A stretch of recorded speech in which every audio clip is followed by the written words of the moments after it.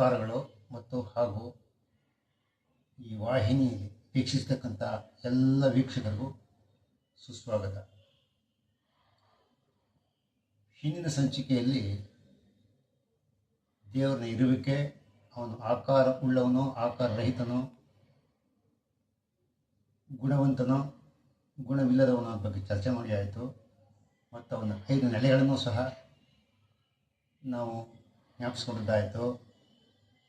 ಪರಮಪದ ನೆಲೆ, ವ್ಯೂಹ ನೆಲೆ, ಅವತಾರ ನೆಲೆ. ಈ ಅವತಾರ ನೆಲೆಯಲ್ಲಿ ನಾವು ಯಾವ ರೀತಿ ಅವನು ಅವತಾರ ಮಾಡಿದ, ದುಷ್ಟ ಶಿಕ್ಷಣ ಶಿಷ್ಟ ರಕ್ಷಣೆ ಬಗ್ಗೆ ಅನ್ನೋದ್ರ ಬಗ್ಗೆ ನಾವು ಡಿಸ್ಕಸ್ ಮಾಡ್ತಾ ಇದ್ವಿ. ಈಗ ಅವನ ಇನ್ನೊಂದು ಅವತಾರವಾದ ಕೂರ್ಮ ಅವತಾರ ಬಗ್ಗೆ ನಾವು ಕೆಲವೊಂದು ವಿಷಯವನ್ನು ಹೇಳಿ ಪ್ರಯತ್ನ ಪಡ್ತೀನಿ.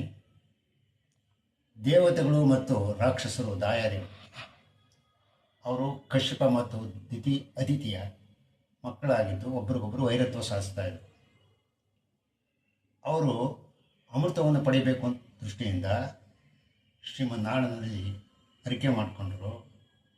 ಶ್ರೀಮನ್ನಾರಾಯಣ ಅವರಿಗೆ ಸಹಾಯಕ್ಕೆ ಬಂದು ತಿರುಪಾಡ್ ಕಡಲು ಅಂದರೆ ಕ್ಷೀರ ಸಮುದ್ರದಲ್ಲಿ ಒಂದು ಪರ್ವತದಿಂದ ಕಡಿದ್ರೆ ಅಲ್ಲಿ ಅಮೃತ ಉತ್ಪತ್ತಿ ಆಗ್ತದೆ. ಆ ಅಮೃತವನ್ನು ದೇವತೆಗಳು ಪಾನ ಮಾಡೋದ್ರಿಂದ ಅವರಿಗೆ ಅಮೃತ ಸಿದ್ಧಿ ಆಗ್ತದೆ. ರಾಕ್ಷಸ ಕಾಟ ತಪ್ಪುತ್ತೆ ಅನ್ನೋ ದೃಷ್ಟಿಯಿಂದ ಅವ್ರಿಗೆ ಸಹಾಯಕರಾಗಿ ತಾನೇ ಆಮೆ ರೂಪದಲ್ಲಿ ಬಂದು ಮಂದಾರ ಪರ್ವತವನ್ನು ತಡೆದು ವಾಸಿಕೆ ಅಂತಕ್ಕಂಥ ಹಾವಿನ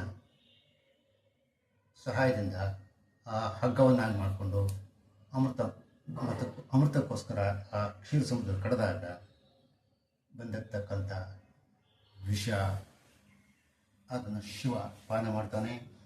ನಂತರ ಬಂದ ಐರಾವತ, ನಂತರ ಬಂದ ಕುದುರೆ, ದೇವ ಕುದುರೆ, ಅನಂತರ ಬಂದ ಅನೇಕ ಆಭರಣಗಳು, ಕಡೆಯಲ್ಲಿ ಬಂದ ಲಕ್ಷ್ಮೀದೇವಿ ಮತ್ತು ಹಾಗೂ ಅಮೃತವನ್ನು ಸ್ವೀಕಾರ ಮಾಡ್ತಾರೆ.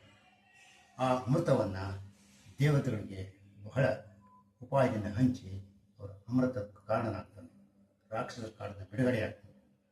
ಇದು ಕೂರ್ಮಾವತಾರದ ಒಂದು ಚಿತ್ರಣ. ನಮಸ್ಕಾರ.